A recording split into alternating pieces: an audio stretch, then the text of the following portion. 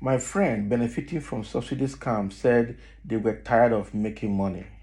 Ex-Governor Yuguda of Bauchi State says. Can you imagine? So Yuguda appeared on Channels television this Monday and said this.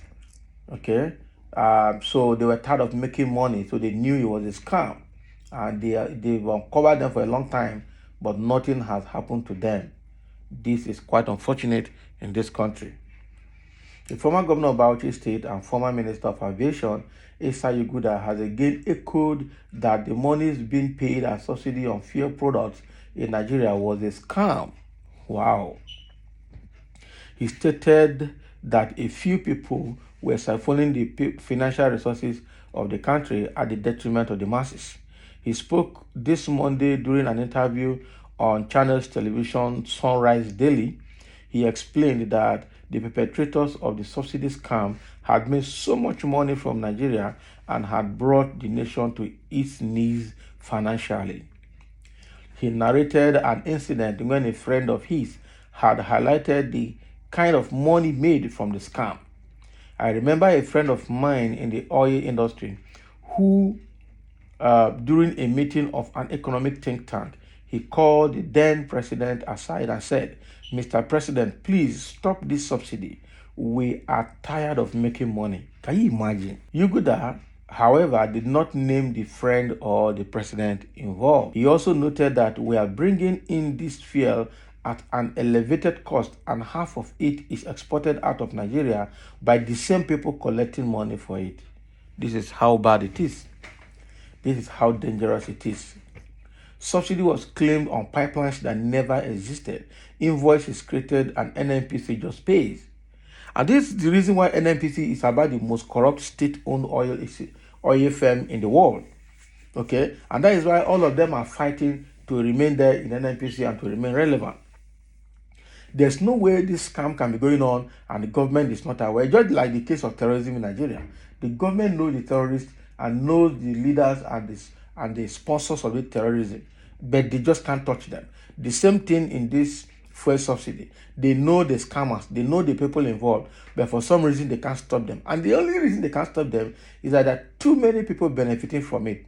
That is the truth, including the ones in power who has the power to make and unmake policies, and the ones that in the operation level who are at NNPC level who are importing and exporting, and then the ones that are marketing. So there are so many people involved in this process, and that is the reason they are not able to stop it. It's quite unfortunate that Nigeria is in a state where cabals are taking charge of the nation and bringing the government to its knees, dictating and blackmailing the government. And the reason why this corruption will be difficult to fight is that even the people who are in power, who are meant to investigate and prosecute the offenders, are part of the crime. So it's going to be very difficult to fight. It's the case of pot calling the kettle black. Who will clean each other? They will only fight dirty and get dirtier. That is all. It's quite unfortunate. He noted that there is no reason why the refineries in the country are not functional despite the billions of naira spent on them every year.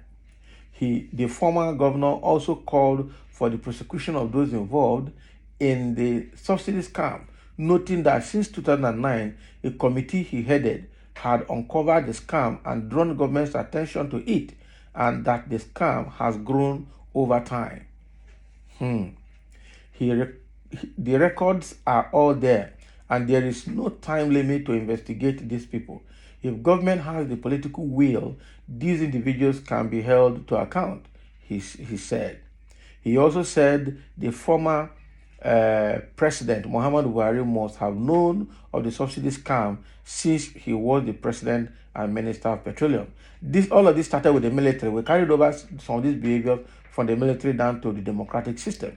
During the time of the military, right from Babangida, he became the Minister of Petroleum and Natural Resources. And that, the presidency, even when we slided into the democratic setting from 1999, Obasanjo carried that over, and it has been like that till now. And unfortunately, they don't really have idea of what is happening in the oil and gas sector. Only those who are representing them, like Minister of State for Petroleum, the NNPC, GMD, all these are the people that are running the cartel and the cabal. It's quite unfortunate that we're in a state where cabals are ruling the country. So they've stolen money to a point where they are saying that they are tired of making money. The same way retired General Danjuma said after all the oil wells and oil reserve that he has, so he doesn't know what to do with the money. That was said, I think that was during either during ambassador time or so. So how long are we going to continue in this kind of scam and still remain a successful nation? It's not going to be possible. So there's no way government can tell us that they don't know the people behind this subsidy scam. I bet the only reason they cannot touch them is because they are all partners in crime.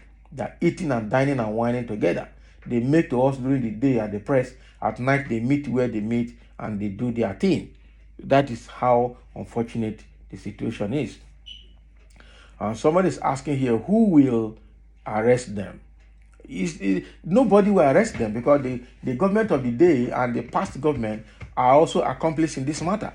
They cannot tell us that they didn't benefit from it. Somebody is signing the check, somebody is collecting kickback, somebody is paying the money, somebody is collecting the money, somebody is negotiating. So by the time you go through the chain from beginning to the end of it, even the members of the past government and even present government are involved. And so that is why you cannot tell a criminal to investigate a crime that he was part of. It's not possible now. Even the one he's not part of, as long as he's a criminal, he cannot prosecute other criminals. That is how it is. And that is what Buhari tried to do from 2015 to 2016, and he came back to tell Nigerians that he's fighting corruption and corruption is fighting back. How can corruption fight back if you yourself fighting the corruption is not corrupt? That is the only way corruption can fight back. With all the federal machineries at your disposal, you should do and undo. Okay? Someone said that president must be Buhari, a robot, a big mistake. And someone said there's nothing like subsidy and fuel price go up instead of dropping. You see?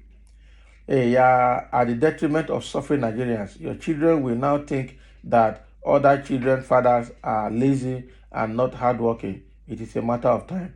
What is this guy trying to write? The fact remains that Nigerians are suffering. Whether you're hardworking or you're not hardworking, everybody in Nigeria is suffering. And the situation is very, very pathetic. Okay?